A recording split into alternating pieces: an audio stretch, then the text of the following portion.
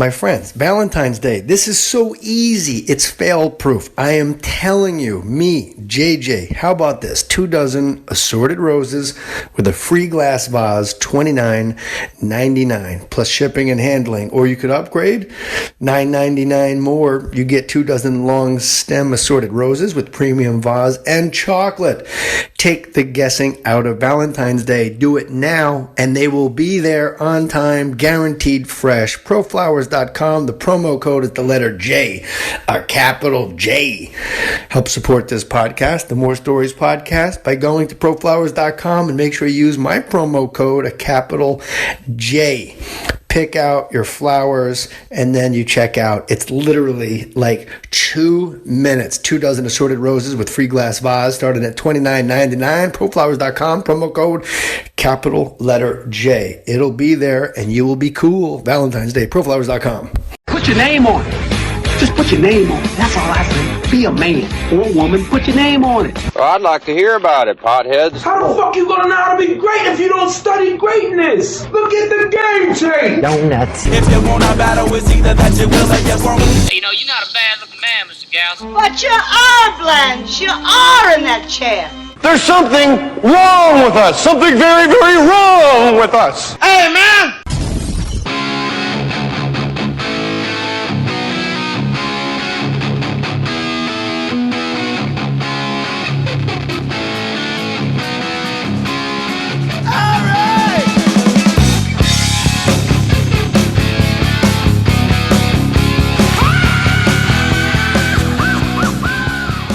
Tom Rhodes has a YouTube channel, and I just discovered it, and I'm embarrassed. Well, my mic's not on. Que pasó? But it was knowledge nuggets, Tom. You got to get real close to that mic. Well, the channel's called King of Haha, and then knowledge nuggets.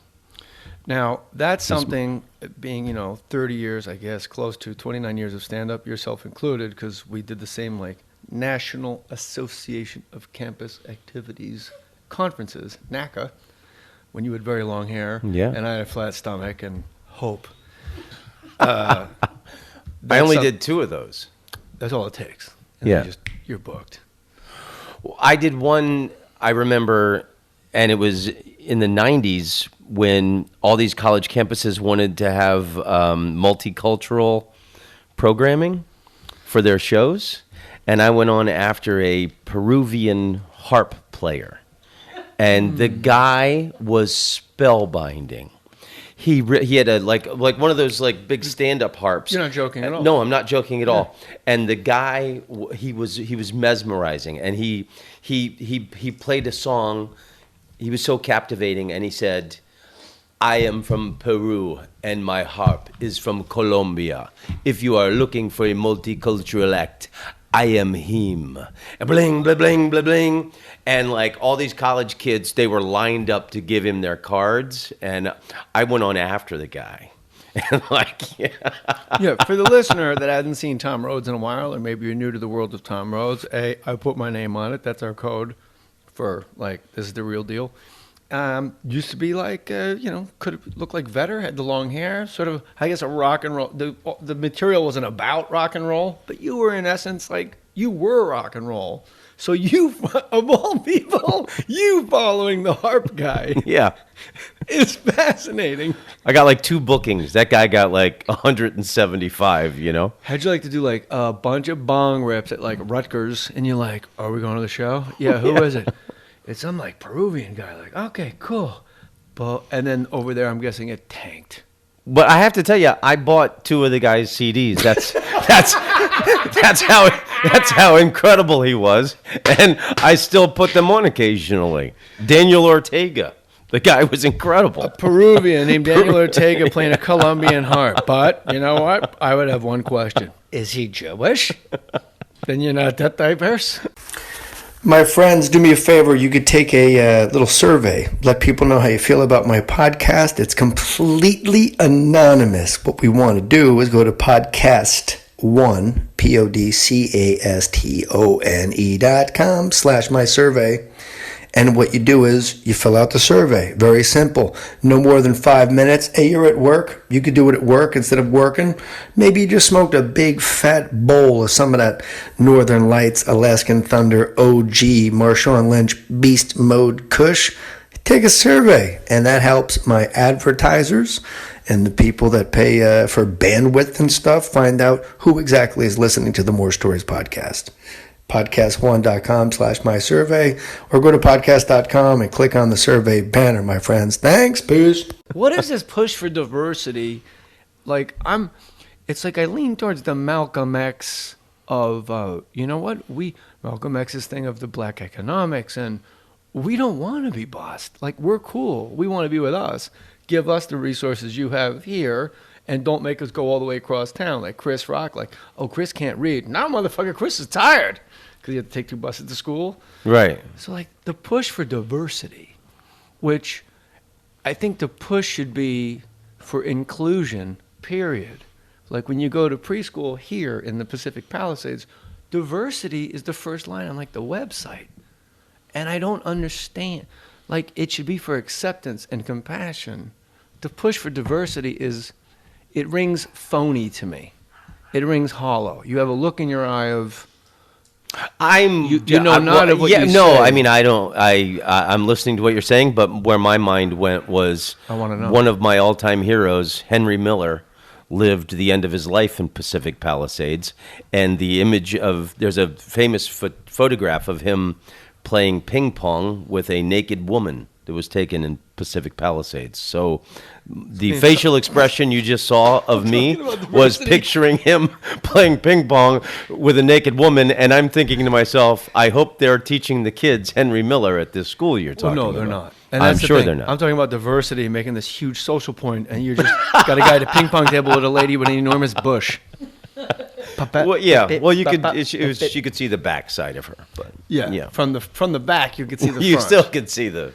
Now, you're wearing a Peruvian. I don't want to say Peruvian necktie because it sounds like something the mob would do to you. But I'm a scarf guy. I love scarves. You're wearing a scarf. I complimented your scarf. Thank and you. You immediately said, "It is from Peru. It's an alpaca."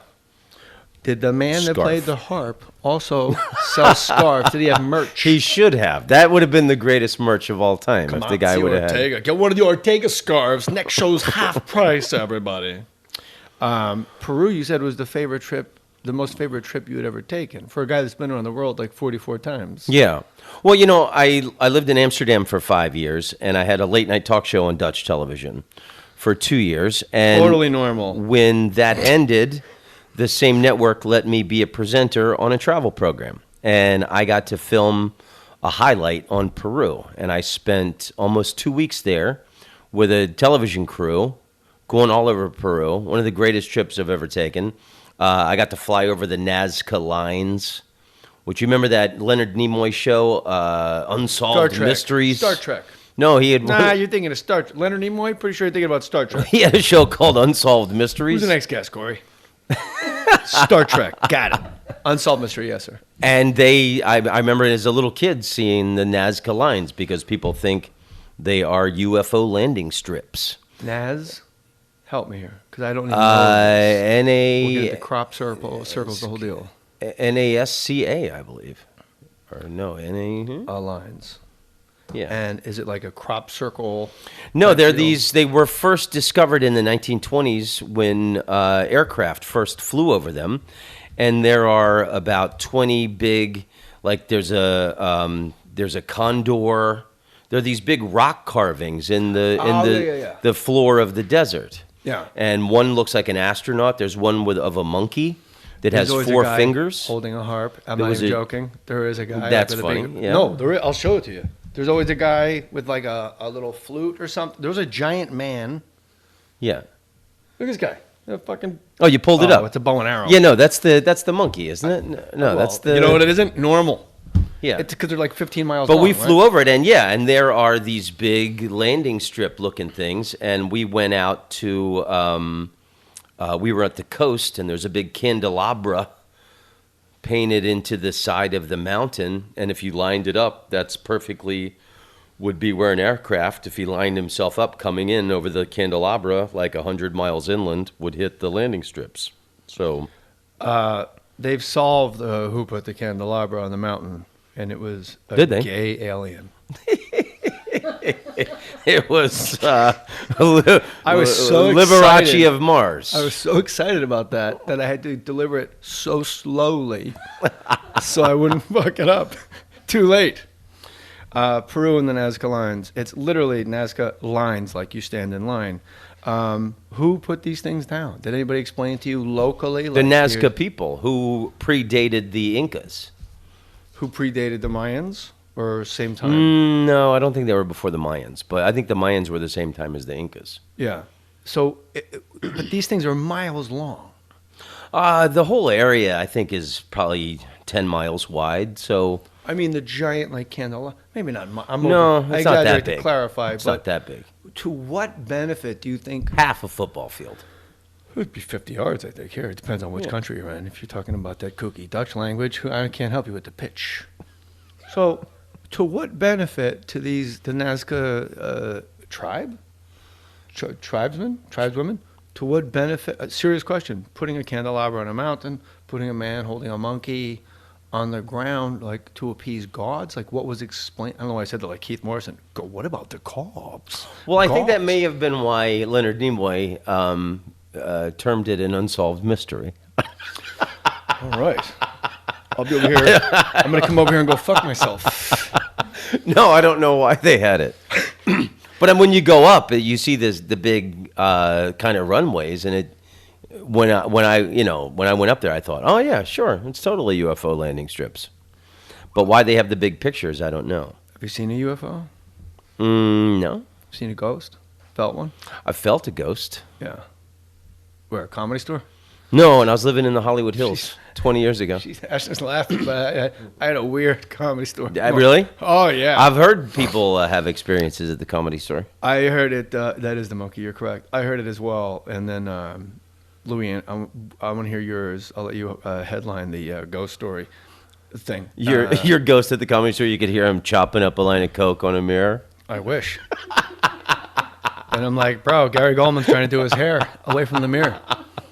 I go like, every time I'm out there, it's all fucking cold on my neck, and the crowd's weird. I just feel like I'm like swimming with my clothes on. It's like ghosts or some shit. And Louis Anderson goes, yeah, but they like you.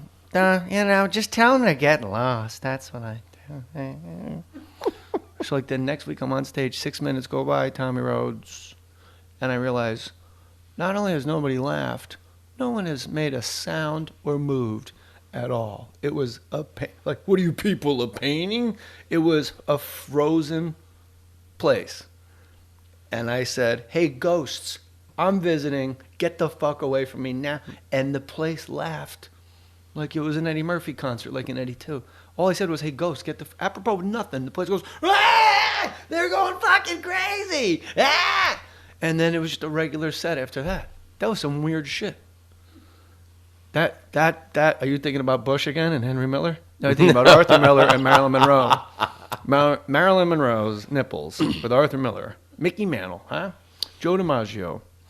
Who are you thinking of No, now? it's like a comedy version of The Shining, remember? And he goes and he talks to the bartender. Yeah. So that's what I'm picturing the scene that you just painted. It happened, and I realized a ghost or a spirit or an energy can't ice a room, but it can ice the most influential person at the table. Like if Tommy's not... I keep going to Tommy. I don't know, maybe you hate it. If Tom's not laughing, like, well, then I'm not going to laugh because something's up, because he's the guy that... He knows comedy, or your boss, or your husband, there's somebody you can freeze out that'll affect like 8 people. And that's what happened. Like there's no ambiguity. That's how you know it's a weird ghost thing, is there's zero doubt. Your story. Go. I was living in the Hollywood Hills 20 years ago when I had my sitcom, and I was dating a woman who was problematic, shall we say. And we argued constantly, and we had just had a terrible argument, and she drove out. I was actually fed up with her shit and told her to leave. And I went to sleep, and I felt it was like someone was holding my shoulders and they were shaking me and bouncing me up and down on the bed. Like I physically woke up out of a sleep and could feel my upper torso being like somebody was lifting me and like bouncing me. And it scared the living shit out of me. But I opened my eyes and my body, it was like somebody was physically grabbing me. Like You were still moving. So like if it was a dream, you wouldn't have still been like moving after the fact. Yeah. And I felt like the ghost or spirit or whatever you want to call it was kind of like saying to me, what the fuck are you doing? You know? Like what do you... I felt like it was shaking me like, what the fuck are you doing? Why are you with this person? Something like that. Like snap out of it. Come to your senses, you know? Have you felt this, whatever that was, have you felt something sort of tailing you? So, because you travel around the world so much, in your travels with a backpack where you're mailing books home, like we spoke about on the phone. Yeah. Do you ever get into situations where you feel like, wow, I was like oddly protected with all this kookiness around me, and think maybe I that thing feel like trapped you? I've definitely been protected. I've been in some hairy situations, especially partying around the world, different scenarios. But I never felt anything like that ever again. It's interesting. I knew you knew it was like, boo, haunted, spooky, or get out of this relationship. I didn't feel like it was a ghost that was trying to scare me. I felt like maybe it was a dead ancestor saying, you know, dude, fucking, you know, get away from this wacky nut job. Which is amazing because our best friends can't find us in the Hollywood Hills. Meanwhile, you got dead ancestors that are shaking you awake. Kevin Todd, thank you. Kevin Todd, thesportsbrokers.com. Look, a lot of times people have tried to get on here doing Kevin Todd stuff, thesportsbrokers.com. Kevin Todd. Thank you, Kevin Todd. I think Kevin Todd has a bunch of ghosts that time travel that surround him because he doesn't miss. LaSalle, 4.5, minus 4.5. They beat UMass, 70% in hoops. My man, Kevin Todd, thesportsbrokers.com. In the NBA, Miami, -2 over Atlanta. That was easy. That's what they had on their Wednesday, second week in a row, 2-0 on their Wednesday night specials, 800-220-6262. Kevin Todd. I put my name on it. Kevin Todd. Thank you, Kevin Todd. I've added that little jingle myself. He advertised on J. Mohr Sports, thesportsbrokers.com. I met these guys in Las Vegas. They're East Coast guys that I have met myself, shook their hands, and it's kind of spooky. Don't really miss. I'll tell you that from experience. Kevin Todd. Thank you, Kevin Todd. Look, why on earth would I have LaSalle and win in my brain ever unless Kevin Todd told me to do so? 800-220-6262. Kevin Todd, thesportsbrokers.com. Put my name on it, my friends. So, my man, Tom Rhodes, the YouTube channel, King of Haha, back when we were doing the NACA conferences, we would have thought like, hey, look at these guys in their 40s with their YouTube channel, King of Haha, fucking hacks. So what made you land on that? Because I question nothing you do. I thought it was a cute name. King of Haha. Yeah. You could have called the Tom Rhodes channel. Yeah, I could have. I should have consulted you. No, sweetie. Your knowledge nuggets I discovered today, and I'm embarrassed that I haven't been to your YouTube channel, King of Haha, Tom Rhodes, Rhodes, sooner, because it's fucking fascinating. It's fascinating, and everybody listening, this will be up at jmohr.com. Go to YouTube, Tom Rhodes, King of Haha, and get the knowledge nuggets. You're explaining Ganesh. Yeah. Like, I'm guessing somebody on YouTube, they're looking for videos of, hey, where's a 14-year-old boy twerking? Where's an obese 14-year-old boy? Where can I watch somebody putting on makeup? Where can I learn makeup tips? Ice creamy cakey cake. Ice creamy cake. Oh, look, it's a 14-year-old boy, but he's fat. He's got a big fat girl butt. Yeah. And then you're going, Ganesh. It blew me away. Yeah, it's funny. You know, I wish I had more views on these things. And you will now. Yeah, thanks. But I make them with love. They're little factoids that I think people should know, little things. I could give you some examples. But my wife and I, we film them together. And I didn't live anywhere for 10 years. I had everything in storage. And one of the main things I had in storage was my book collection. So my living room is this wall of books. So that's my backdrop. I'm sitting in front of my massive book collection, and my wife films it. We do them in one take, so they're not really edited, and she lays in the music and the graphics and stuff. But I think one of the she's dozing off. So I love to read. I just love knowledge, and I think you're cut from the same cloth. That there's just so much knowledge that you have in your brain to let out. Like one of my favorite knowledge nuggets is William Shakespeare. William Shakespeare's primary competition when William Shakespeare first put on these classics of English literature at the Globe Theatre in London, his primary competition from the theaters around the Globe Theatre were shows where live animals fought to the death. And the most popular one, they would take a horse, put a monkey on top of the horse, and they would take 5 dogs that hadn't eaten in a week and release them into the theater. The dogs would claw the horse to death, trying to get at the monkey, and the show wasn't over until the monkey was dead. I would bet on the dogs every single night. Where does the horse go? Imagine being a theater goer back then. You know, you're trying to decide on what show to see. Should we see the monkey show, or should we see this Hamlet? I don't like Shakespeare unless like Rufus Wainwright puts it to music, because at least there's a piano, because I don't want to learn the language because I'm lazy. You know, but I love my words like you do, and we spoke about this, you traveling around the world and not having a home and having only your words. That's your tool. We carry our tools with us. Yeah. But you couldn't wait to get home to these books because that's where all the other words were. It fascinated me. Yeah. Would you have ever bet on the horse? No, I mean, I don't think the horse stood a chance. The horse, I don't think Kevin Todd would have given a good spread on the horse. There'd be some kooky night where he goes, Jay, it's Kevin. Don't ask me how. The fucking horse. Everything you got. He Put it on the horse. 2 hind leg kicks. He's a fucking animal. I mean, I know he's... But like who would ever like... These dogs are going to be really surprised tonight. So it wasn't like a gambling thing like the Christians versus the Lions. No, they just liked violent shit. And another one was they would take, they would have a bear, and the bear would have to fight 5 dogs. And the twink. And the bear often would kick the dogs up into the upper balcony. So I think that was probably like a home run or something. So begs the question, who the fuck went to see Richard III, which right. Pacino and Kevin Kline are still trying to figure out. Yeah. After the documentary, looking for Richard, they're like, no, that's not what he meant. And Kenneth Branagh goes, you guys are both wrong. They were brothers, obviously. No, they were lovers. Who the fuck is not going to the monkey on top of the horse attacked by 5 dog show to go see A Rose is a Rose? You know, sometimes at the Shakespeare show, I can't really hear the actors, but the monkeys sure can project. Well, they shriek. And that's upstage, downstage. That's fascinating. That's what he was up against and succeeded is the crazy part. And I got that from a Bill... You were up against a harp. Yeah.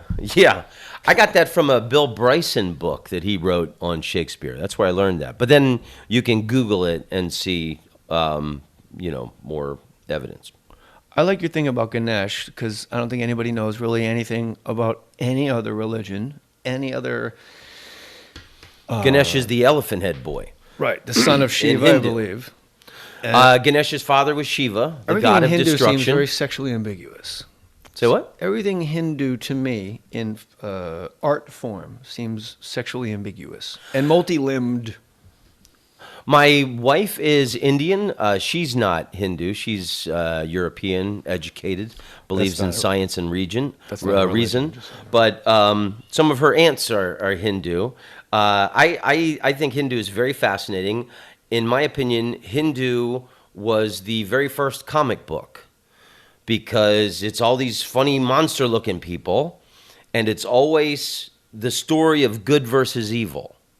All the stories in Hindu, it's always good versus evil, and if you have a good heart and you persevere, you will always triumph over evil. It's interesting because I have an actual Hindu comic book that I got at the Meditation Gardens down the road here. I wondered what that face was telling me. And, because Henry Miller gave it to me. Because your eyes lit up when I was saying Henry that. Miller said, Tropic of Capricorn, it's not even good. They got to read Black Spring. They're all We need idiots. purple monkeys. Yes. That's what we're missing. Anyway, gang. But that, like, good versus evil as a universal all the time thing, like, as opposed to, say, like the Bible, the Christian Bible, like, hey, Jonah gets eaten by a whale and he hangs out in his rectum for 3 days, gets shat out. The message is, no idea. Hang in there. Whales are... Wipe your ass. I don't know what it is. And a burning bush and a deal and a thing. And that's why I like, me and Penn had the wonderful conversation a couple episodes ago. Staunch atheist, I'm a Christian, the teachings of Christ, the actual definition of it. And we had this beautiful conversation, and religion meaning to realign the grid that goes over your faith and your spirit and your love. We know that faith and spirit and your spirituality precedes anything that man can do. So I asked you on text, like, we should rank the gods by believability, because the elephant had Ganesh. Not that believable, but you haven't told the story yet. Yeah, and once you hear the story, then you I mean, they're very hard to believe, the Hindu stories. But Jonah Ganesh just lived in a whale's ass. If you've ever been to an Indian restaurant and seen the statue of the elephant head boy, I thought that was the special. That's Ganesh. Ganesh's father was Shiva, because all religions have got some fabricated stuff you got to believe in, you know? Yes. Why not believe in the elephant head Gather boy? the masses. So Ganesh's father was Shiva, the god of destruction, and Shiva had gone away for a few years. And when he came back, Ganesh was guarding his mother while she took a bath. And it had been a few years since he had seen his father, and he didn't recognize him. So he wouldn't let him through. So Shiva cut off his head. And someone went, dude, that's your son. And he went, oh, shit. And he went into the forest, and the first animal he saw was an elephant. So he cut off the elephant's head, and he stuck it on his son, and that is why you see the image of the elephant head boy in Hindu. I wish so badly that when I watched that on your YouTube channel, Tom Rhodes, King of Haha, and the Knowledge Nuggets, that at the end of that, you had just simply taken about 3 or 4 beats and went, true story. Shit's real. What? How? There's no evidence of him pre-elephant head. Like, I need to see. Right. Like, here's a painting of what sweet Ganesh looked like before his maniac father came home and realized his son was staring at his mom bathing, and maybe he should have his fucking head cut off anyway. Because mom, you have to guard your mother. She's bathing. She's a grown-up. The whole village knows the god of destruction. Yeah, you don't want to fuck. He's going to be coming home one day. Don't. You know what? Out of all the old ladies, just leave that one alone. I know she's a smoke show. She's like Henry Miller down the line. I got it. But someone go to the Buddha. He don't give a shit. So Ganesh, so then Shiva. I ask out of ignorance. In the Hindu religion, I always thought it was just Shiva. Was like Shiva's the big one. So that's one. Yeah. So that would be God, like God 1, Christ 2, and I guess like Abraham, Moses, something like that in the Christian Bibles. Were they gods though? No, prophets after that. So I don't know the answer to the Hindu. You said Shiva was the god. Shiva's the top, and then his son Ganesh. You said was Ganesh is pretty popular. You said he was a god. Yeah. Well, I mean, but at least it runs in the family. That's if you're going to inherit a family business. I'm Yeah. going to say, being What a are the- god. Some guys inherit car lots. Who am I? Oh, you don't know who my father is? You know what? All right, asshole. You want a fist fight? Let's get after it. God of destruction's my father. My bad. So let's go through these, if we may. So we have. So then, who's the discernible de facto governor recognized by the league god of the Hindu religion? Christians believe in Christ, Buddha. We got Christ here. Yeah, Shiva's the top. So. What does Shiva look like? Multiple limbs, correct? Who's the? I was on mushrooms once. What's the dancing one we have? That's Shiva. That's Shiva, the dancer. But who's the creativity one? Varanasi? It's William Morris.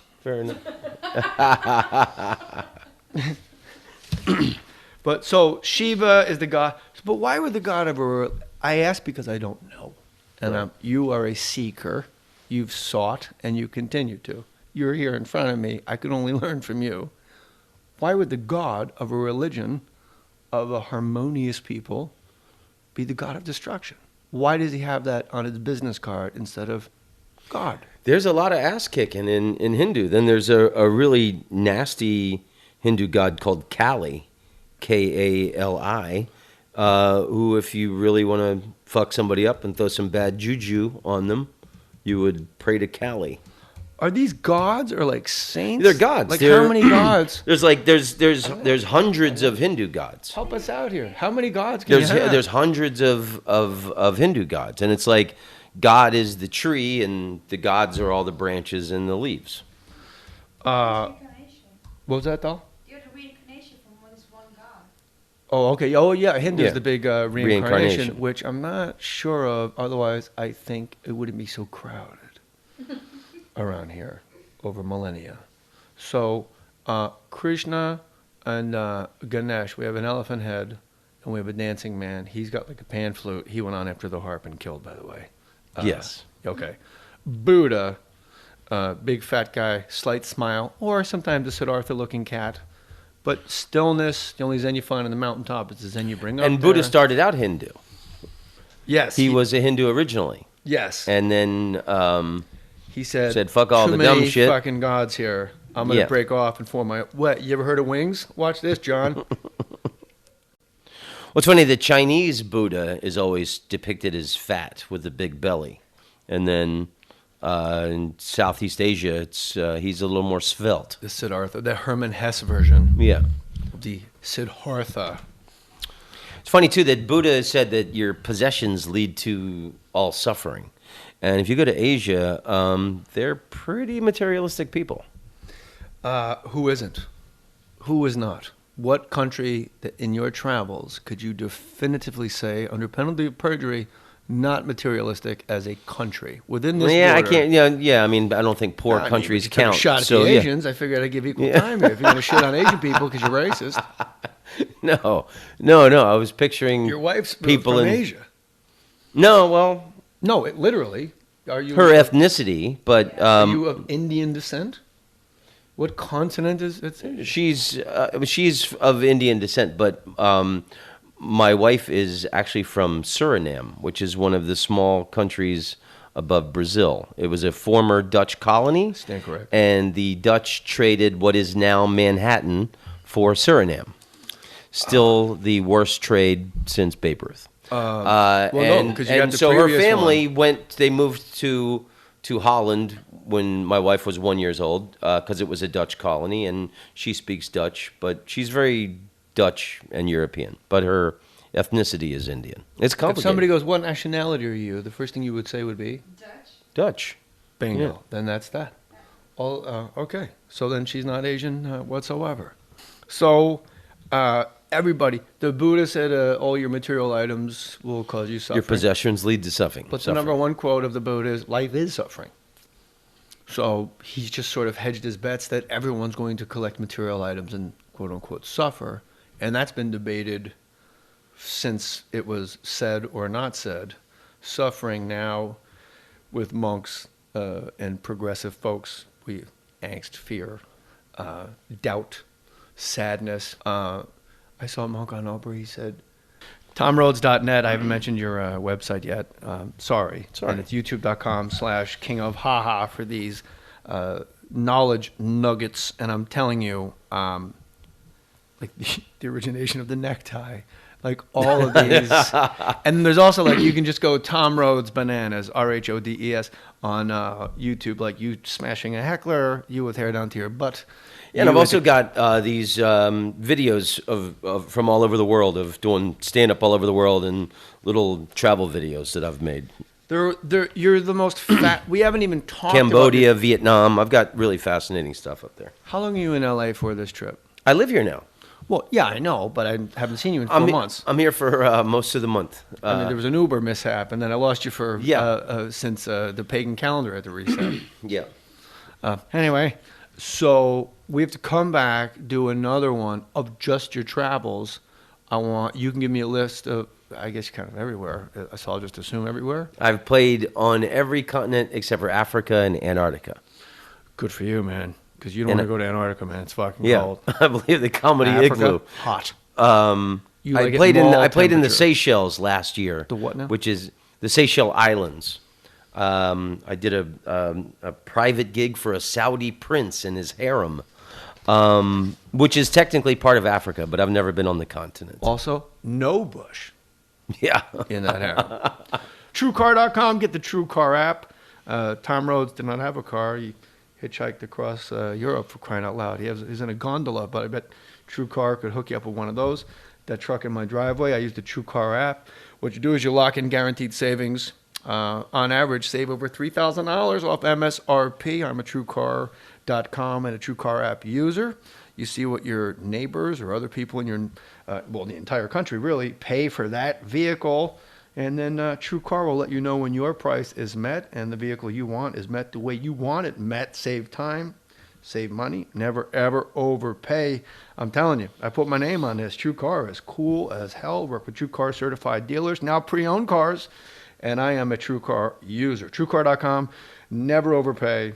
Save time, save money. Save on average over $3,000 off MSRP. TrueCar, TrueCar.com.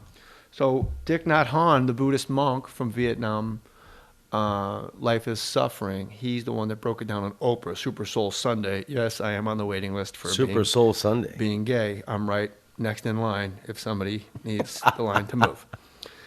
And he said suffering, fear, doubt, anger, all this. Not necessarily this catastrophic stuff. I think you'll love this. He said, in a house, when a baby is crying, you put up with it as long as you can, and then it becomes unbearable, and you have to go into another part of the house and pick up the baby and hold it until it stops crying. And then you place the baby back down. Anger, fear, anxiety, depression, these are your babies. Hold your babies, and then I'm sitting in my bed, like I'm crying, like it's the most beautiful thing I've ever heard of, and practiced immediately, like during that day, like, no, I'm not going to run away from this, my loneliness, I'm going to hold it to my bosom and lactate in its face. So life is suffering. You brought up the Buddha. How believable the Buddha? If we're ranking these cats, Ganesh, Buddha. Buddha's pretty high up. I got him number one. You got him number one? Yes. Well, if we're going with divinity, we have to put all these with an asterisk because we don't know. But one thing I think you certainly could agree on, being a man of great intellect, is all these religions are essentially saying the same thing. So to me, it's like the different strands that make a giant rope. And if everybody would just stop fucking yelling at one another, you'd realize Judaism, Buddhism, Islam, and Christianity, like, hey man, be cool. Yeah. Yeah. They all say the same thing, don't be an asshole. Who was the Egyptian god that came up with the sun? That was the first... Neil Sedaka. The one that... it was the first... What fucking gods do you two know? Well, you wanted to rank gods, so I mean, let's bring in some Egyptians. He was the first person to ever conceive of one god, and that was and it was the sun. Akhenaten, Echinacea. Yeah. The god of memory loss. I'm going to type in all the different deities, okay? Which is cheating. But you know what? It's an overwhelming task that you and I have on our hands. First of all, the Buddha. Don't forget Prince and David Bowie. Gods. I'll put Bowie 1. I'm not fucking kidding at all. The fact that Jacob Dylan covered Heroes. If I ever meet that man, I'm removing an eye from an orbital socket on sight. The entire fucking catalog, you're going to touch Heroes? Fixed it, Jacob. Good job. Bowie 1. 2, Buddha as an actual deity. I kind of dig this style. Sit still, relax. Don't worry. He didn't travel. Christ was all over the place. Buddha just sat still. People came to him, and he did travel though, because he left India and then he went to Asia, then once he came Southeast back, Asia. Hey, my brother wants me to kill this bird. I saved the bird's life. Well, you know what? Then you're the Buddha. You're divinity. You saved life, the gift of life, right? Right. All right. So I got Buddha too, because there's no like crazy like miracles really that I can think of that like, and then the Buddha flew through the sky and saved the people from the Mariana He didn't turn water loaves into wine, and fishes. walking on water. Okay, so Buddha to Christ, Allah, we don't even know anything about. You can't draw a picture of the man. Very incognito, very witness protection, and very, I don't know. They have drawing contests in Texas all the time. Well, yeah, because they're never going to be called out by, what, do we know anything about, you? What do you know about the God Allah from Islam? I know, I read parts of the Quran. I know the Quran says that the wife can never deny the husband sex. That's something we can all Let's use. put him above Bowie. I think all religions have something useful for all of us. I think that's Allah, the best thing that the Quran says. One Allah, two Bowie. In the wife can never refuse the husband sex.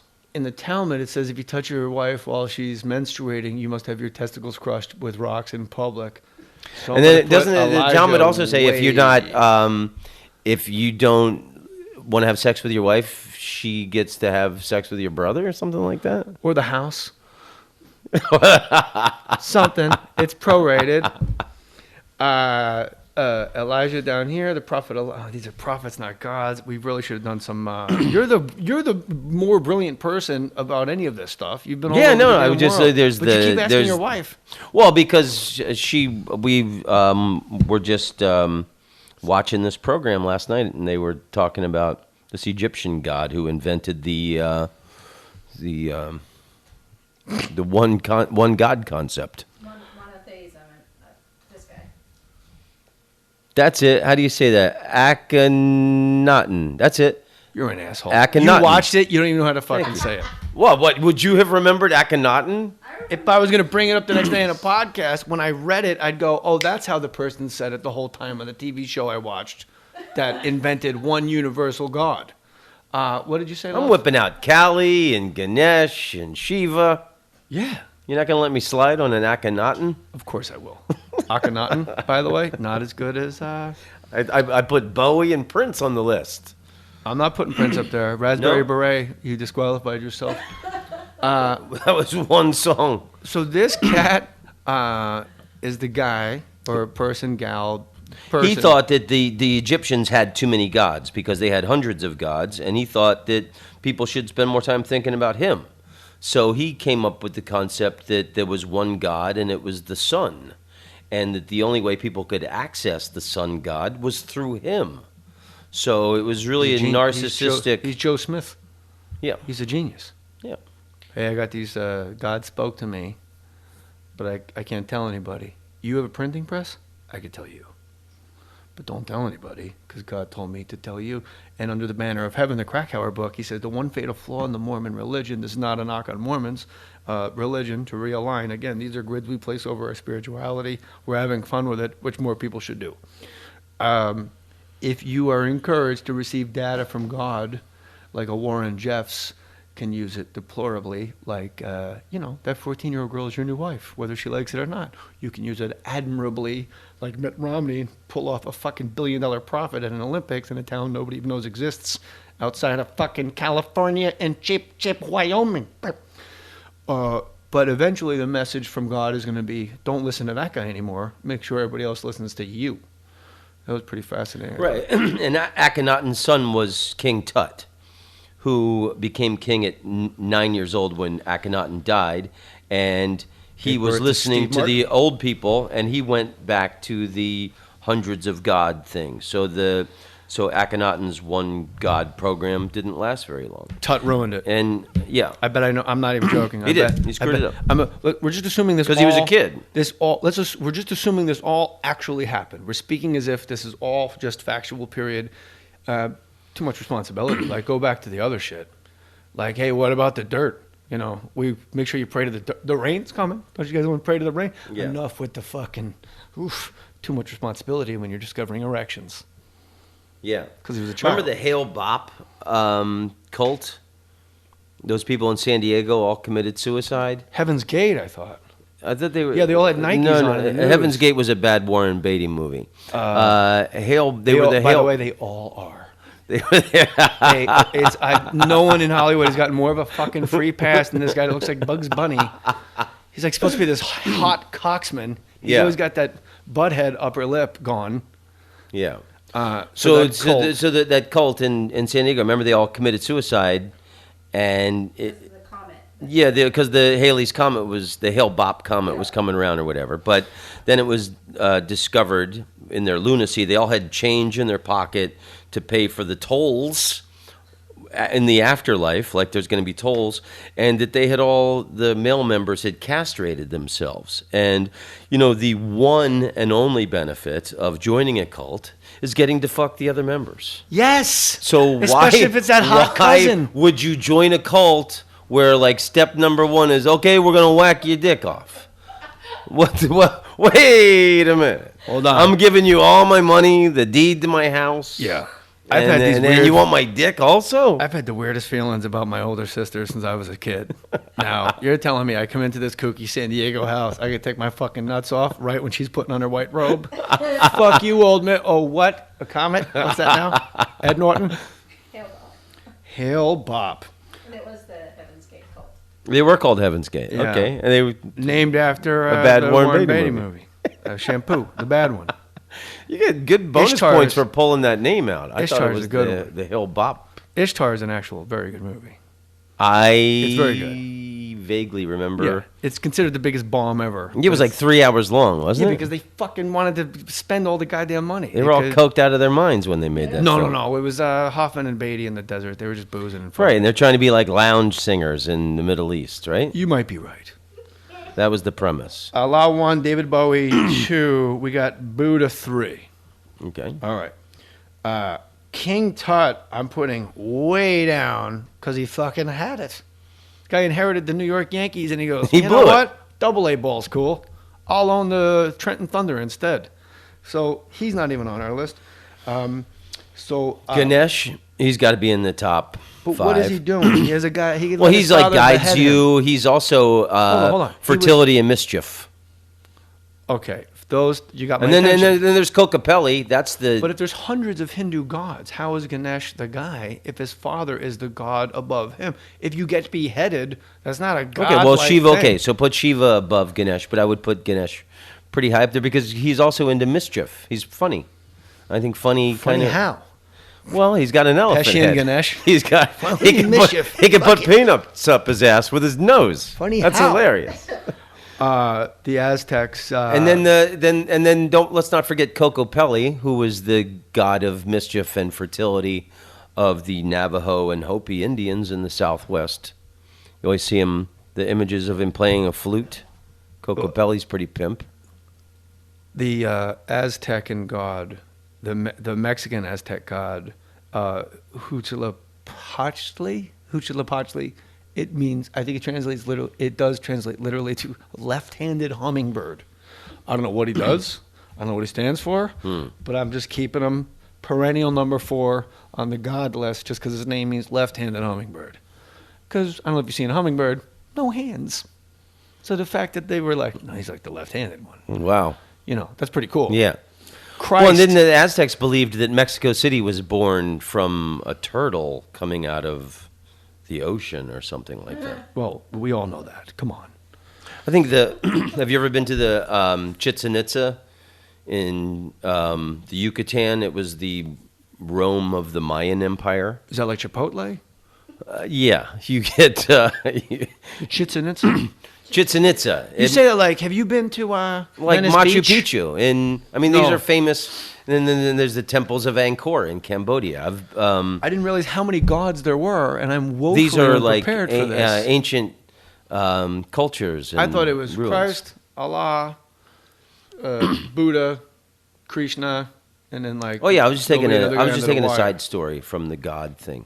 But the Mayans, Chichen Itza was the Rome of the Mayan Empire, and Chichen Itza means wizard's mouth. And kinda next gay. to the ruins in Chichen Itza is this big sinkhole, and they would sacrifice the bodies. They would throw people in there to appease the gods because they thought it was the portal to the afterlife. And I went there, and next to that, those Mayan ruins is one of the poorest villages I've ever seen in my life. Yeah. No electricity, people running around barefoot, and it was in like 1911. Some archaeologist from Harvard went down to Chichen Itza, excavated that sinkhole that they would sacrifice the bodies in it, and there was tons of gold jewelry that the sacrificial people wore when they were murdered or sacrificed. What year and was I think this, it's the thing you saw? like, Because that was the joke I was going to make. Well, but I think it's interesting that these people lived in this poor village next to these ruins for thousands of years, and it never dawned on them to get a ladder and see if there was anything at the bottom of this hole. Well, if it's called Wizard's Mouth and that's where they fucking sacrifice people, I'm not going down there. How about you just pat or frisk the person who's about to be tossed into the hole and go, you know what? We made a mistake. Your cousin looks a little like you. We thought you were him. He has no money. Into the hole. You hang out with us because you got the cabbage. So that was the joke rattling around in my head. I'm like, no, Tom Rhodes is going to land this airplane on a very thin runway. And the runway was way larger than I thought. They found fucking millions of dollars of gold in the Wizard's Mouth. What did that asshole do with the gold? He better have misreported it. And so I found $1.1 million of gold down here. Get in the car, Norton. Use the Amazon banner at jmohr.com, like Brent Rogers. Have you ever heard of Brent Rogers? What's up, Jmohrs? Just to let you know, I keep forgetting to go through jmohr.com to use the Amazon banner. So I just deleted the Amazon app from my iPhone, and then I went and I clicked the Amazon banner at jmohr.com, and that's the link on my home screen now. Hint, hint, everybody else listening. The icon just says Amazon, but goes to your website now. So I encourage your fans and followers to do the same so they don't even have to think about it. It'll just direct deposit into Trash Truck's college fund to the black college of his choice. My son is the world's largest 5-year-old. If you walked in here right now, you'd be like, so what are you, like 11, 12? And we call him Trash Truck. Hopefully he goes into a black college on a minority scholarship because then I get to pocket the Amazon money. For Christmas, my wife got our daughter 3 CDs she wanted. I had to break the news to our daughter because of the parental advisories. She couldn't have them, had to go back, buy the clean versions. Again, going to Amazon at jmohr.com. Here's the deal in a nutshell. I only spent a little, over $61, but much more will be sent your way now that I made the correction, creating the link on my phone. Sorry for such a long email. Don't apologize to me. Apologize to Tom and the 45 billion Hindu gods that are waiting. Where's the god of time? And Evelyn Wood. The god of speed it up. Evelyn Wood. The god of speed reading. Do your part, Warriors. Thanks for all that you do, JJ, and for sticking with it. Please don't ever quit. Grand Blanc, Michigan, Brent Rogers. I didn't know all that about the phone stuff. I wouldn't have pulled such a long one. I apologize. Christ, we haven't mentioned for some reason. We did. We put Jesus was number 3, I thought. No, I maybe. thought you had him at number 3. But the thing about Christ was the teachings of Christ, I'm all in, and the books of the New Testament, Old Testament discipline. Like, I don't know if you're a football fan or not, and I said this once. I think maybe I fucking tweeted it. Old Testament disciplinarian, New Testament players coach. Hey, no rules, guys. You're grown-ups. Do your thing.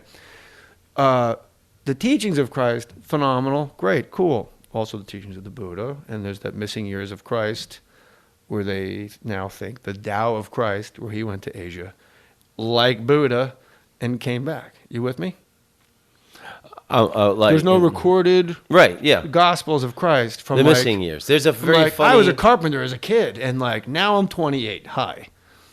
There's a very funny. There's a John Prine live record where there's some song where he talks about it. He says, "Jesus, the missing years." There's this period of years where no one can account for what happened in Jesus' life. He says, I disappeared once with a waitress from Nashville for a weekend, and everybody knew about it. Yeah.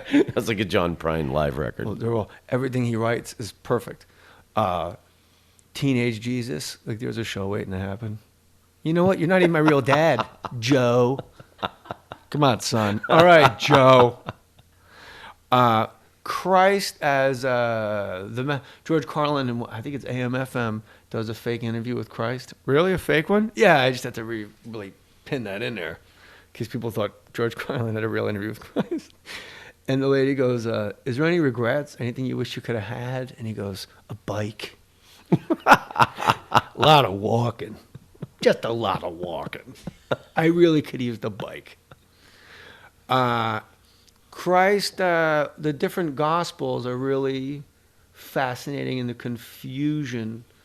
It's like the movies where like, hey, 8 people saw the same thing, and let's shoot it from all different angles. Right. But the one thing is the description of him remains constant, whether it's Luke, John, or other. What's fascinating to me is I have a kid's Bible because my son wanted me to read him the crucifixion. I didn't bring it up. It's never been, it's not like a holy roller home. It's inside your heart. You want to talk about it? We're cool. He goes, "I want you to read me the crucifixion." I thought he was saying something else incorrectly. So I'm like, "The what?" He goes, "The crucifixion." So I got to go find a Bible, blow the dust off of it, and go. Like any Catholic would. Like, I'm not sure. Is it in all the books? I know it's new. I'll go. And I read it to him, and then I got to go to the library and get illustrated for kids.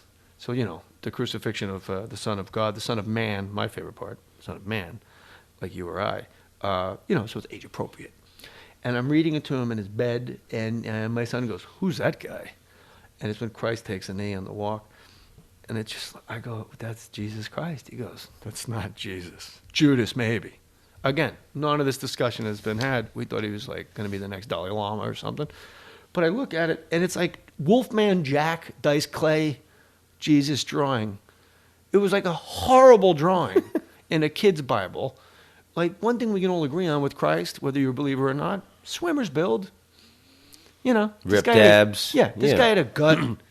And my son just called bullshit on it immediately. But he went willingly to the slaughter, the Lamb of Christ. So where do you put you personally? If you're ranking these deities, we're assuming they're all real deities.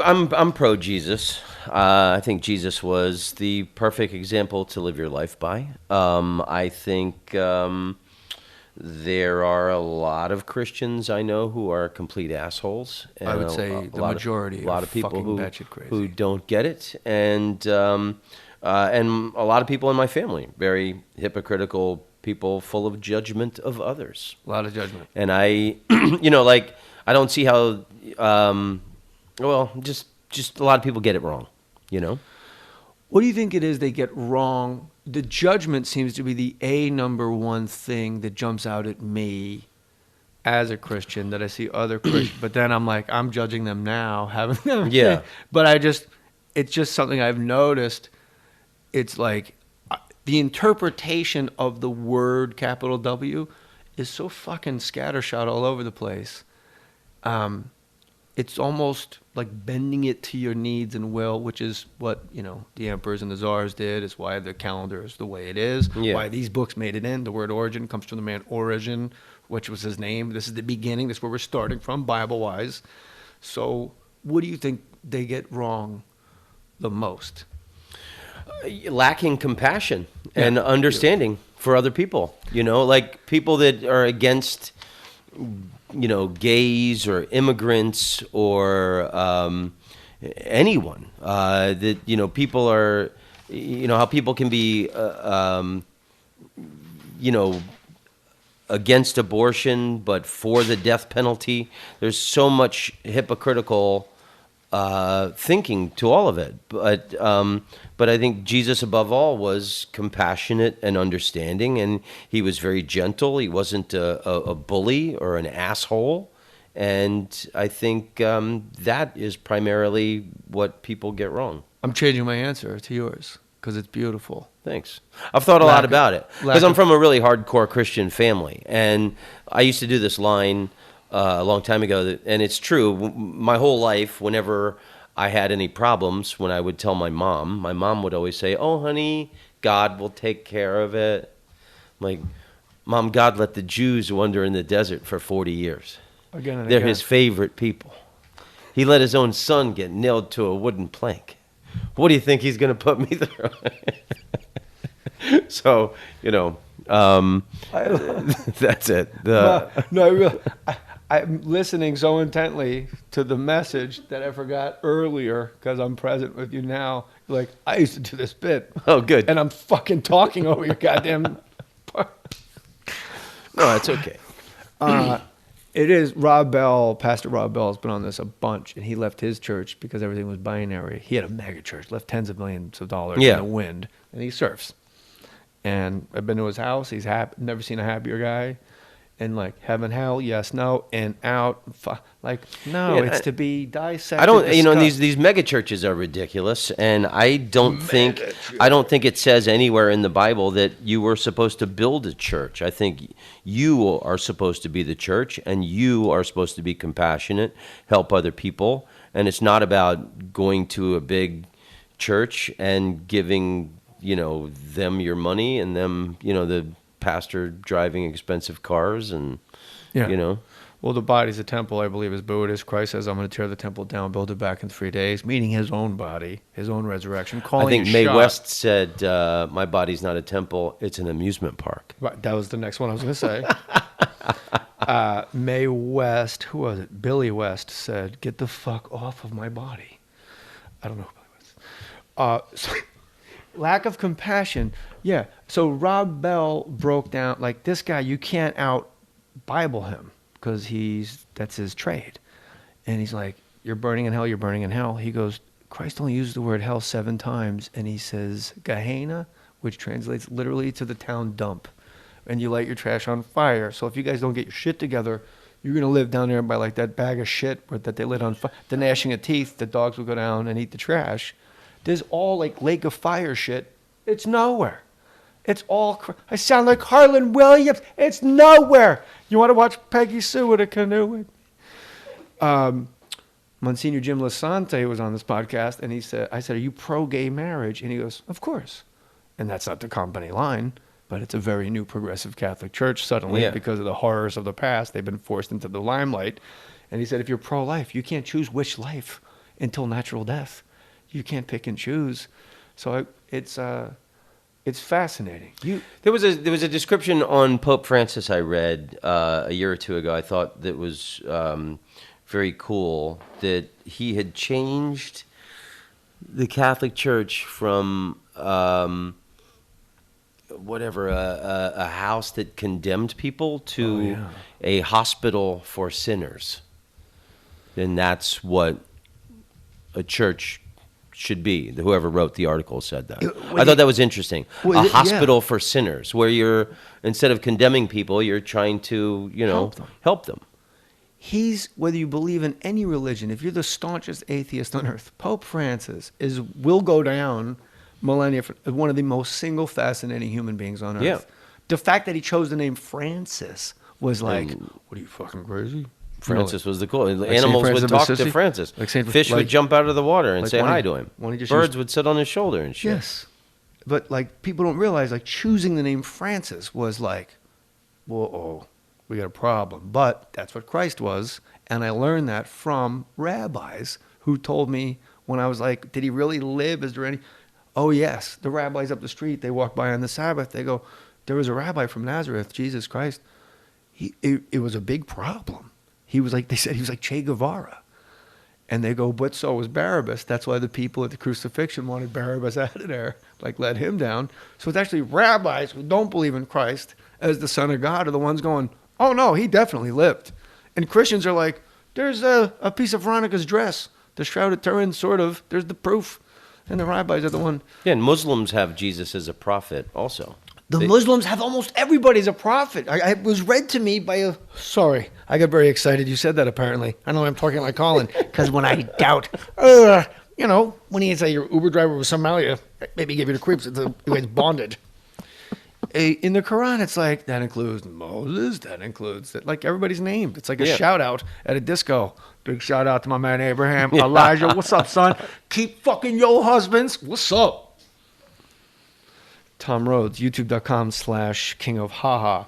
Necktie, origin of. Please explain. The way I heard it. From who?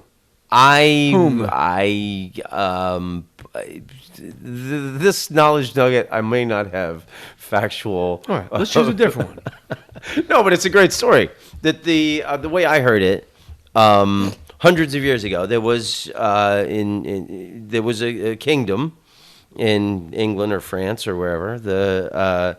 And the jester for the king used to do this. He made a penis out of cloth, and he would whip it around on his neck. And the king thought the dick around the neck joke was like the funniest joke in the world. The king would just laugh his ass off when this jester would whip the dick tied around his neck around. So then there was some visiting royalty coming to the kingdom, and they didn't want to offend these visiting dignitaries. So they had the jester replace his cloth penis that he had made with just a little swatch of cloth. And the visiting dignitaries saw it, and they thought, hey, man, that's kind of fashionable. And they went back to their kingdom, and people started wearing like the long cloth around the neck. And so they must have laughed their asses off going, hey, these... We fooled them.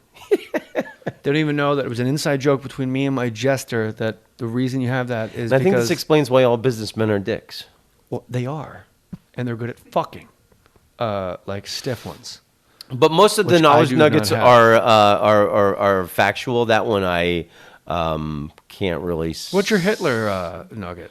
Oh, the Hitler's great. Hitler wanted to be... I know. See, it's great because the knowledge nuggets have become like a great writing exercise as a comedian. And my fabulous wife, Ashna, forces me to come up with a new knowledge nugget. So it's also been a great way to come up with material. How often do you make So I put them out once a week, every Friday. Okay. So youtube.com/king of haha. We'll get this up. Like the Hitler one, there's been a couple that I started. You couldn't make that number 88. I started doing it in my show, in my act. So the Hitler one, Hitler wanted to be an artist, but he wasn't that good at it. His paintings sucked. Yeah. That's why whenever I see an artist selling his paintings on the sidewalk or at a festival and they're not very good, I always buy a couple. You never know what Holocaust you could be preventing. People come over to my house and they go, man, your taste in art sucks. And I go, yeah, but think of the lives I'm saving. Yeah. That guy that spray paints the galaxy on the boardwalk, you're like, I'll take 40. That guy could be dangerous. You're a treasure. I need them all. Jesus Christ. I'm going to join a cult, finally fuck my sister. This asshole wants me to cut my nuts off. Or I can just buy his paintings. Yeah. Wow. So it's been a good way to I like researching things and finding what's funny about it. You got to come back. I want to know about Malaysia, doing stand-up in Sydney, doing Malaysia specifically. Like, I can't even, it's Cambodia. Like, you're Anthony Bourdain, but a comedian. Less food, and less, a much smaller room once you got there. The room was no room, usually. And laughter and the beautiful lunatics that make up the comedy community all over the world. There's a lot of brilliant, wild, crazy people that are comedians all over the world. And I've been doing these international circuits for like 20 years now. And it's great. I got comedy friends all over the world. I've said this a lot in the last year, 2 years. I'll say to a civilian, wow, that's funny. You're funny. You know what? You're like comedian funny. They've crossed a line into my mind with that reliability and that odd dog whistle of how they made me laugh. Right? Have you ever find yourself saying that to not so much the civilians, but no. I mean, not a lot. One or two. But I want Malaysian comedy. I'm guessing a lot of drag and dick neckties. And ladyboys, hopefully. Fingers crossed. Don't ruin it for me. No. Malaysia was a former, it's a Muslim country, and it was a former English colony, so they all speak English. And the three major ethnicities of Malaysia are Malay Muslim, Indian Hindu, and Chinese Christian or Buddhist. So the comedy community is either Malay Muslim, Indian Hindu, or Chinese Christian or Buddhist, and they all ruthlessly make fun of each other's ethnicities and religions. And in that sense, they are more free than we are in the United States, because here you couldn't make an Asian joke if you weren't Asian, or a Latino joke if you weren't Latino. We're really kind of touchy about race, but there they all like openly laugh and make fun of each other. But they go back and forth. It's not like you crossed a fucking line. No, they never. I mean, it's like the dozens with your friends. I mean, there are some uptight, Muslim extremists there in the society, but not within the comedy world. If I'm going to the Chinese Christian room or the Buddhist room, I can expect that guy is going to take the fucking piss out of these wacky Hindus, and I'm going to have the time of my life. Yeah. And if my friend's a Hindu, he's going to go, it's true, we do that. Yeah. Like a Mexican guy goes, I do have a lemon tree. I don't know what to tell you. Right. That's beautiful. Yeah, it is. It is. It's actually very beautiful. See how it always comes to the Trinity, my friend? Yeah. The trace. Tom Rhodes on Twitter is what now?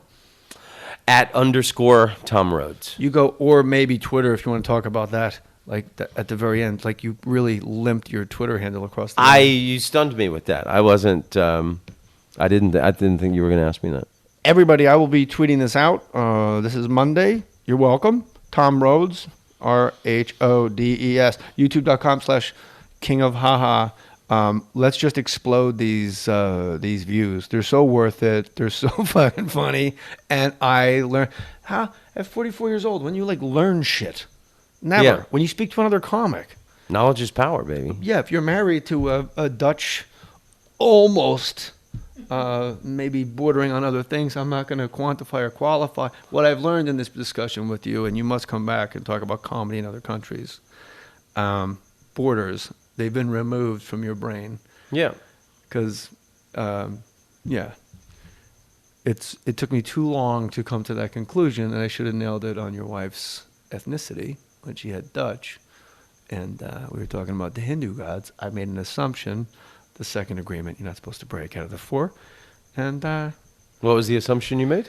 I made an assumption that she was of Indian descent, and she was a Hindu. You said she's not a Hindu. She's European educated and believes in science. And reason? Yeah. Scientists used to say, I don't believe in God, I'm a scientist. Now they say, of course I believe in a God, I'm a scientist. They can coexist. They can. I said they are able to. I didn't say they do. The language has been parsed thoroughly to not upset the others. They may coexist. But go ahead. So we met for coffee before we had our first date, and she asked me if I believed in God, and I told her that I do. I am a believer. I believe in God, but my image of God is not a man with a beard sitting up on a cloud. I think that God is an eternal vibration of energy that is in everyone and everything. And I think that when we are in human form, we are like little droplets of water. And when we die, we return to the spiritual ocean that is the eternal vibration of energy that is in everyone and everything. I believe in prayer. I believe in God. But I think God is also is this energy force that it's the power of nature. And that I think that I believe in God in the sense that Spinoza believed in God, that God is nature. And she pulled out of her purse a book, a Spinoza book, and said, "Did you mean this Spinoza?" And at that point, I thought, you know what? I think I might hang out with this girl. Yeah. And I was almost 6. You've been married, what, 6 years? Almost 6 years? Almost 6 years, yeah. We've been together 9. A beauty, and obviously her looks are the least of her qualities. Yeah, true. I like I use God as a verb early. I dug that. I've been trying to wrap my brain around that. Replace God and love, or just they're interchangeable.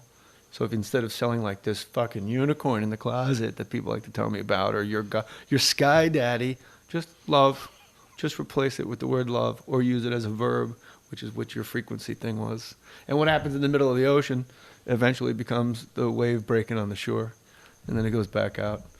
We should have just talked this shit. I could do this all fucking day. So let's book another Mohr Stories with Tom Rhodes. Let's do it. We'll put it out in the springtime when people are smoking more grass. King of Haha, youtube.com/King King of Haha, Naka, That's so funny. We did Naka Nazilines, together. Henry Miller playing ping pong with a guy with a giant bush. We have Christo. We have, of course, David Bowie, number one. Allah, then David Bowie. I took Prince off the list. Candelabra Allah, David was, Bowie, then Candelabra Jesus, was a then gay Buddha. alien. Buddha's in the mix. You know, it's a catch-all. You know, it's a potluck dinner. Shiva, Ganesh, You got Akhenaten. How did you say it? left-handed hummingbird. Candelabra was made by a gay alien. Thich Nhat Hanh, hold your babies. We didn't mention Willie Mays. Number 24. Okay. Willie's got to be on the list. Ted Williams. Ricky Henderson. That's my guy.